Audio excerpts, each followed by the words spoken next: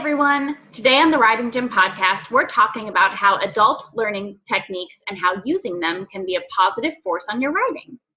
You're going to walk away with specific principles of adult learning and how to apply them to become a more effective writer. Make sure and download the exclusive freebie at www.writing-gym.com/bloom. Welcome to the Writing Gym Podcast. We're here to pump up your writing. And now your host, Andy Brixey, personal trainer at the Writing Gym. Hi, I'm Andy, personal trainer at the Writing Gym. Welcome to Tricep Dips with Rob Taylor. I'm excited to introduce you to this week's guest, but first, a word from our sponsor, the Writing Gym. You know, you could break free from feeling like your writing is never good enough. You know you could write freely and achieve your publishing dreams. You're tired of rejection and lying awake till 2 a.m. wondering how you could have fixed your manuscript.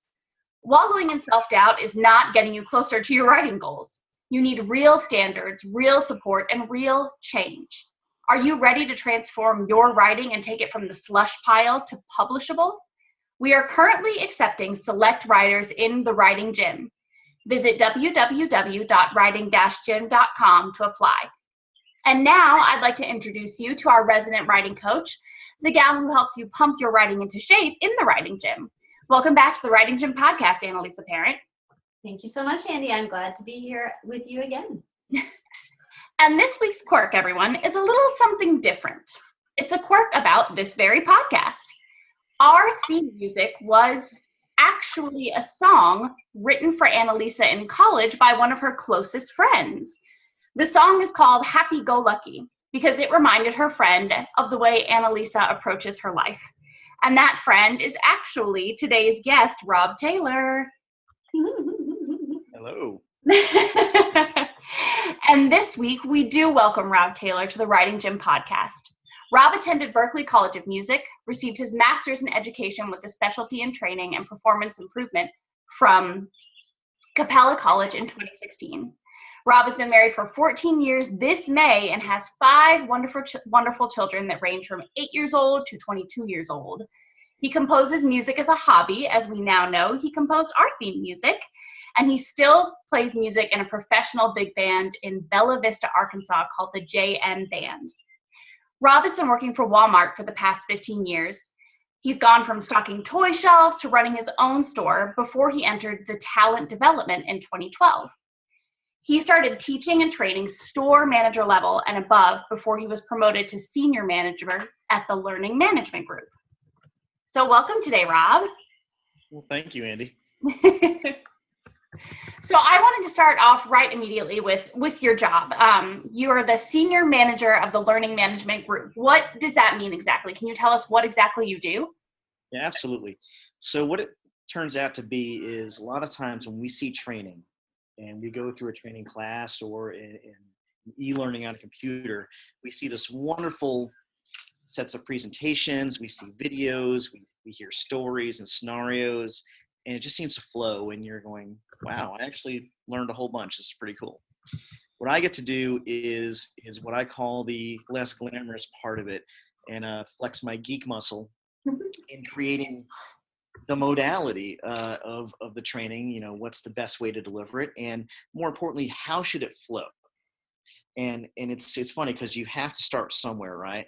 So that blueprint, that framing is really what my team does. Just to ensure that learning's happening. And it's our team that keeps it from going, welcome to this training. Okay, now we're gonna take your final exam and hope you pass. That makes sense. Oh, I love that, Robin. You know, you and I share something in common in addition to having been friends for a while. We'll just put it that way. You know, and that we both work with adult learning. I work with graduate school students, and of course I work with my coaching clients to help them publish, and you're working with adult learners too. So clue in our listeners here, how are adult learners different from, say, elementary students or school kids? You know, and it comes down to what they come to the table with. What they already know. It comes down to how the brain works really neat. is you cannot have a new concept come in or a new understanding of anything come in unless you can attach it to something that already exists there in your brain. So when these synapses happen, they don't happen out of midair. So if you've ever been reading a book in a classroom, watching a movie, and you're clueless, you're like, what's happened here? Wait, who's that character? What's going on here? And it's so confusing. Learning is the same way for adults and children, but the difference comes in that the adults have a lot of foundational knowledge and memory that they can build upon. That foundational memory that they build upon is what makes it happen quicker, or so it seems. Because even though we need to add new concepts to things, we still have to find that magic memory that will trigger the reaction, if you would, of learning. That's great. And so as you've got this target audience in mind, which our readers will really relate to, right? Having a target audience in mind when you're creating something, what methods do you use to create the content and curriculum that might be a little bit different than, say, if you were teaching the sixth grade or something? Yeah, no, that's cool. One of my favorite tools that I start with is called Blooms Taxonomy. So that there was this guy, Dr. Benjamin Bloom, back in 1956, I believe it was, came up with this idea, and it's so good it still is around now. It's been iterated slightly. But Bloom's Taxonomy gives us, it's a 6-stage pyramid almost. And how it works is that it guides the learner through 6 different phases of learning as they go along. And I equate it as to driving a standard car. If anyone's ever done that with a gear shift, you can't really start in 6th gear. The car's going to stall out and it's going to fall apart. You can kind of start in 2nd gear, really tough. I've tried it. It works, but it's not fun. So what that first gear is in this Bloom's Taxonomy model is remembering. If you can tie that memory into something that they know, it really gets it going. Goes into understanding, and I'll explain a little bit about these as I go along. But then it goes from remembering to understanding. And once they start understanding about the concept, and they can go to applying, then analyzing is a 4th, go all the way to evaluation until they can finally create. And whether it be create an action plan or how are they going to apply this learning. So when I first introduced this model, a lot of times I use this example. We're going to put a picture in your all's mind right now. If you think of a picture in a swimming pool, okay, and you have a man holding up a little boy with his 2 arms, and that little boy has his arm going across like this, I would ask in Bloom's Taxonomy here, what do you see here? What does the audience see here? And a lot of times people say, well, I see a dad teaching his son how to swim, right? That's the remembering part. They've tied it to something that they've known. And then you go to number 2, understanding. You can ask a question such as, well, what does it mean to teach? Like, what is the father doing? How is he what does it mean to teach a son to swim? And they'll say, well, to transfer knowledge and information. You're transferring how you know how to do this, move your arms and kick your legs to this child. Once you get them there, then you can start applying, right? And you say, well, what are the different ways to teach? How can you teach? How have you been taught before? And people think, well, I've learned through, or I've been taught through audio, video, kinesthetic, touch, feel, right? And that when you get them there, you get to go to analyzing, which is kind of my fun, happy area, where you can say, well, what's the difference between teaching and development, let's say? You can have a nice lesson about, well, developing is increasing someone's capacity, which is really their ability to hold the information that training will give you, and you'll fill this big capacity bucket. Once you get there, you can have a lot of fun asking evaluation questions now. We're on stage 5 and evaluating, and you say, well, are we using the right type of teaching? And Annalisa, that came to your question. What's the difference between adults and children, right? Once you get through this taxonomy here, you can say, well, are we using the right one now? Am I training an adult like a 5-year-old, or am I training them like an adult? What are the pros and cons of using that type of teaching? Am I using only audio, only visual? And then you finally get to creating and saying, well, how are you going to teach someone now next time you're in a classroom, right? So using Bloom's Taxonomy in this particular example, I may have just brought an adult teacher or facilitator or college professor through a way to enhance their skills, starting with a picture of someone learning to swim. Mm-hmm. That, to me, is my favorite part about Bloom's Taxonomy. And what I tell people often is it gives someone the ability through question asking and through bringing up these different phases to really teach astrophysics to someone in NASA with no science background. Because all the information comes from, number one, remembering. Because there's people in the room who can help fill in that gap just through asking these questions, and everyone else starts gathering all their information. So as my team particularly is writing content, and we have to, let's say, write a scenario of a leadership skill. What happens if? We have to make sure that we're starting that the same way. And I don't want to get to the end too quickly, but I will kind of give a little teaser here.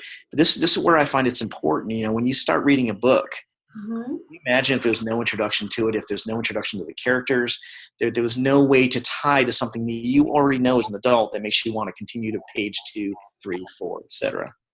That's a really interesting point, and what Carl Jung calls our collective consciousness, and really tapping into the context of where something comes from, right? And really cueing into that. Like, why can we understand Harry Potter? We don't fly around on brooms. We understand Harry Potter because we all went to school, right? And so there's that commonality. It's a really good point, Rob. And I also want to point out to our listeners, I know that you're all very good with your imaginations, but we are going to have all that Rob is talking about, and the pyramid that he's referencing is a download from the URL. Andy, help me out here, www.writing-gym.com/bloom. Am I right? Yes, you are right. So don't worry about writing down all these notes, or if you're driving, please don't be taking notes.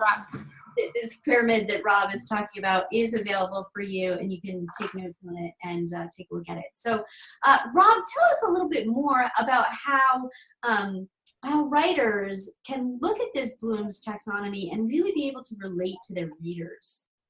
Well, and that's a great thing. And I, to answer that, I'm going to rewind. I'm going to downshift for a second here too, because an exciting part of Bloom's is that it's a piece of a puzzle. Okay, there's actually another model in learning theory that I usually like to attach to it, and that's Kolb's experiential learning theory. And this I'll also give a good graphic along with that pyramid graphic. But David Kolb back in 1984 came up with this idea of learning through experimentation and actually doing. And it's funny because there's 4 steps that continuously go around in a circle. Hence my hand spinning around in a circle. But the first one is concrete experience, right? And that sounds familiar, doesn't it, from Bloom's taxonomy, that remembering piece. So that concrete experience is where you start, right? And then you go over to this understanding phase where you get to observe and think through it, right? Until you get down to this abstract conceptualization, the what ifs, so what's, the how about if we try, or how about if we think about this and if we dial this a little bit differently. But then you go to the actual doing, which is the experimentation piece. So when you combine these two, if we think about this in an author standpoint, right? Because in a learner's field, it's starting to make a little bit of sense. You remember something, you learn something, you play with it, you try it, and you learn through that. Believe it or not, very much like a child, but again, with the pre-existing information. When you're writing a book, or you're authoring a thesis paper, really anything, you have to use these tools in conjunction in a way to where you can start with that memory. So if I'm going to write a book, let's say, about a fictitious character who lives in the Vermont woods and likes to be very, very cold, I'm going to start out, it was a dark and really cold night that kept snowing. Oh, wait, it's June. And now there's a bit of memory in there, and you're thinking about that aggravation point of it's June and there's still snow on the ground. As a writer can now bring people forward, and that they're going to describe their characters, right? That they'll describe a short stature young lady who is just a whole lot of fun and would laugh at Monty Python all the time, right? Now we have new memory, and we're still sitting there in phase 1. But the fun part about this now is that you're actually able to really start going through that and understanding. This girl, she was avid into music and would love to laugh and play and sing and dance. And that we're understanding this character now, right? Now we're going to apply this character to different things. This character liked to write and became a pretty well-known person, like an author and a head of a writing gym and everything. But now we're applying this character to different situations, though. But I mean, we're constantly going back through this memory, right? Now, if I jump off and I say, and then this character started flying in a car and then opened her own business and then moved up to Canada, there's a whole lot missing there, right? I jumped to creating and it's missing. So we have to really continue to apply that, analyze this character, and that could be a fun 5-chapter point of this book of analyzing this character. But being able to say, where are they going next? What are they going to do? What do we want to make the reader thirst for again, right? What are the things that we can do? Now, I'm going to pause here because this is where it gets fun if you throw a little Kolb's experiential learning into here. And it's again, strange because as an author, how do you tie this all together? Well, if you go to that abstract conceptualization and then the active experimentation, those last 2 parts of Kolb's that before you start looping around again, you can do some really wacky stuff that'll make sense why this character was in a flying car and why they had to go to Canada, maybe in such a rush. That active experimentation and abstract conceptualization are such an important part. There's an interesting little piece here as well that if you teach something, you learn it, you retain it 75% more than if you didn't.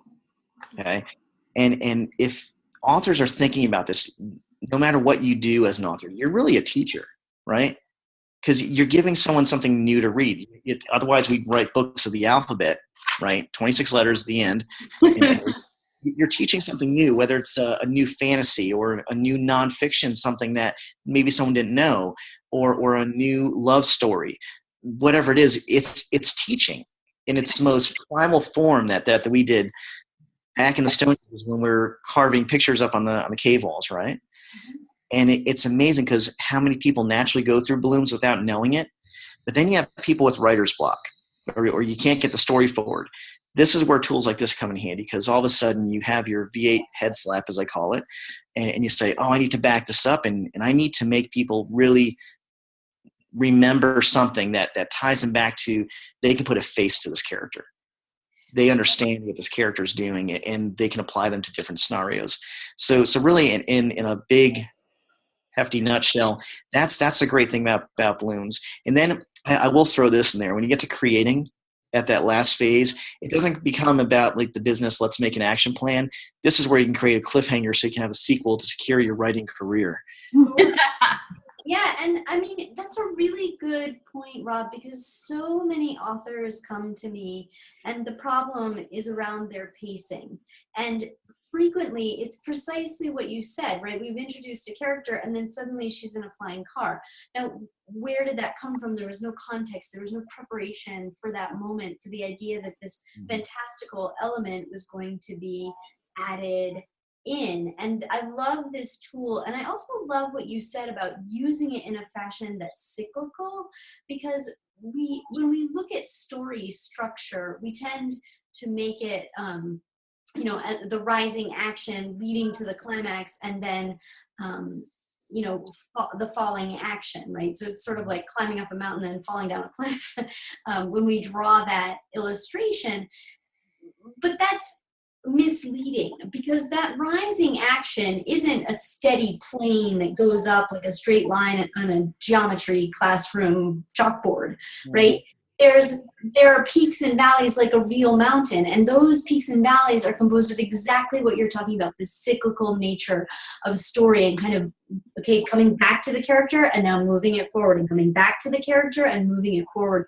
So I think this is a really powerful tool. I really do hope that people who are listening will download this and really take seriously what Rob is recommending as far as how to pace your story. If pacing is something that's been difficult for you, this is a really great tool that he's giving you.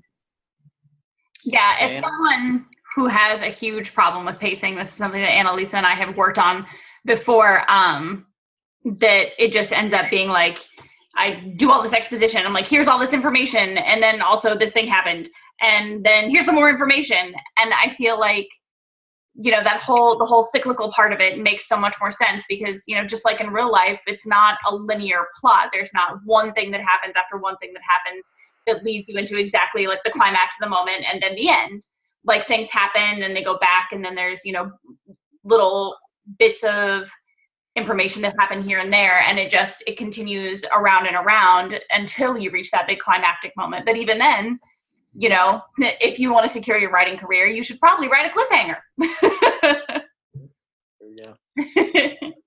I will say this: one powerful tool if you're going to try to use this is actually write those 6 steps, if you would, or the 6 phases on a piece of paper.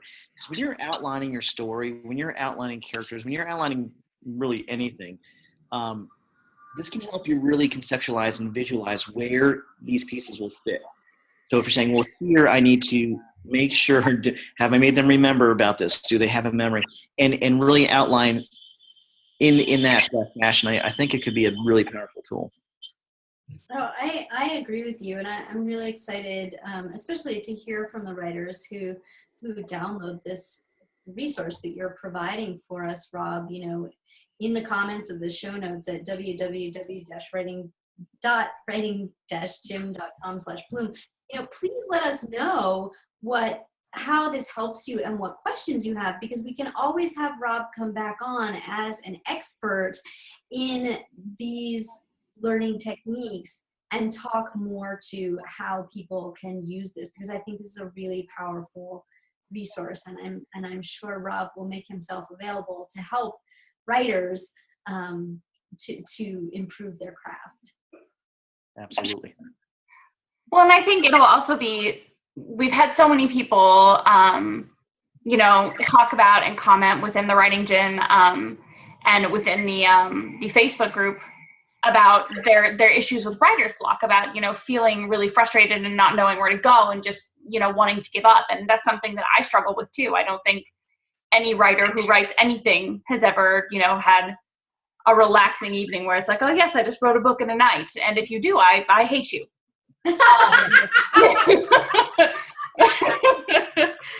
But, having a tool like this where, when you're feeling frustrated, you don't have to sit there and be slamming your head against a wall or, praying to whatever gods to help you through this moment, but going like, all right, well, I'm stuck because this particular plot point isn't based in, some kind of understanding that the reader already has. So being able to go to why that particular thing doesn't work, it's just so useful, Rob. This is so useful. I'm so excited.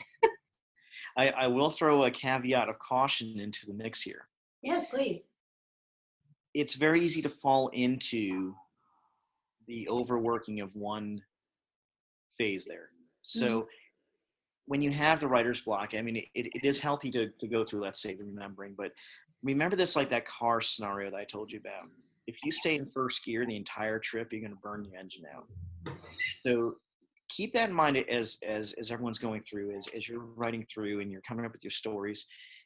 You really want to be able to space it out. It doesn't mean that you can't have 10 remembering pieces or 3, but make sure you have a good mix going down the entire taxonomy. That's really good advice. Balance is always really important in writing, and we all know the opposite when we see it. When it's not balanced, we know, and we're disappointed as the reader, as the consumer of someone's story. Mm-hmm. So, Rob, we have one big final question that we ask every guest on our show, and that is, if you could give one piece of advice to aspiring writers, what would it be? Tell your story. Tell it. Everyone has they have a thought, they have a fantasy, and they have maybe a way that they thought their life would go, or a career that they thought they would have, a spouse that they wish they had, or the perfect child. It could be anything, any number of things. Write it down. Tell that story. I get it. That sounds strange, but I'm going to share this. So, I was heading towards a career in music, right? I ended up going in retail. It's very strange and learning environment anyway. And I get asked sometimes, well, do you regret not being in music? And I had to think about that. And it's not because, and I had to remind myself that regretting not being in music is not the same thing as not liking where my life is. So I can write a very powerful story about a fantasy story about where my life would be if I took this path, right? And it'd be great for me because I'm telling my story, tell about my passion, tell about where I would love to have been, right? Without feeling guilty that I'm almost negating the now. And the reason why I say that is because everybody has such fascinating stories. Where I work, I get to talk to so many people from all over the world. I just had a conversation 2 days ago with someone from China, someone from Costa Rica, and someone from Brazil and Peru. And we were just talking about and just hearing their stories. And most all of us said the same thing. I never thought I'd be working here, right? And it's not because it's bad. It's a great place to work, but no one. We all have dreams to be firemen, to be musicians, etc. So that's my advice. Tell your story. Write it down. Don't let it get lost. And you'd be amazing. You can have a great book for your grandchildren to read. Absolutely. Thank you so much, Rob. That is fantastic advice. And now all of our listeners don't have an excuse, because even if you aren't leading the life that you dreamed that you thought, like Rob said, regret is not the same as not liking what you're currently living. Thank you so much for joining us today, Rob. These new approaches and ideas for learning and writing are sure to inspire all of our listeners. We will put links up to all of this in the show notes, you guys, and there's going to be fantastic worksheets. Please check them out at www.writing-gym.com/bloom.